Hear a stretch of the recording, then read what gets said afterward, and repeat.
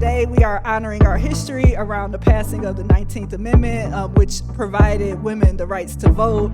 But we also know that a lot of women, unfortunately, after that passing, still did not have their rights granted. And so we obviously acknowledge our history.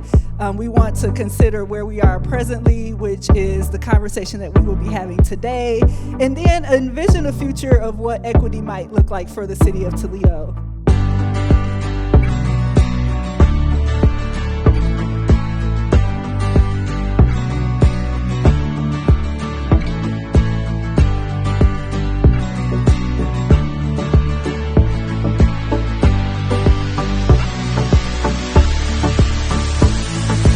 If you want to know what women want, ask them. So ask women what they need and let women lead. But we also need to leave grace for each other and empathy for one another. The barriers are personal, obviously, our experiences, our beliefs. Spaces need to be accessible for everyone, but people should not be forced to go into specific spaces. We have a need for systemic solutions, advocacy, and organizing. Individual solutions like me recycling at my house is fine, but it's not enough. Women and BIPOC communities are disproportionately affected by these issues because we are disproportionately cleaning up messes, literal, figurative, emotional messes all the time throughout history and certainly still today. People aren't accessing care because it's unaffordable, which makes them sicker and compounds the problems that they're already dealing with. And training in terms of equity, in terms of people who were running for office, more women running for office, but also training women to really be able to compete.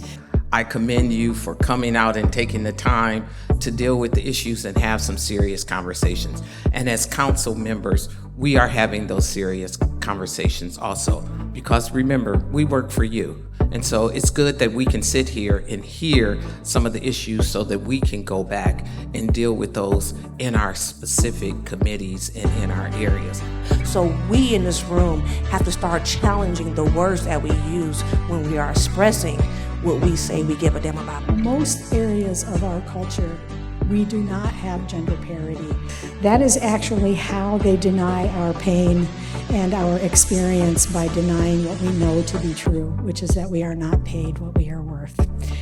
If we go back to our history, we know that white males who were property owners were the ones who were in power. And if we remember that and move to this day today, we understand why there's such a big pushback, because white males that are owning property are the minority. Change are only constant. There is no one country on earth where women are truly equal. But still, we do not have equal pay. We still receive 1/10 of the world's income and own less than 1 out of 100 of the world's property.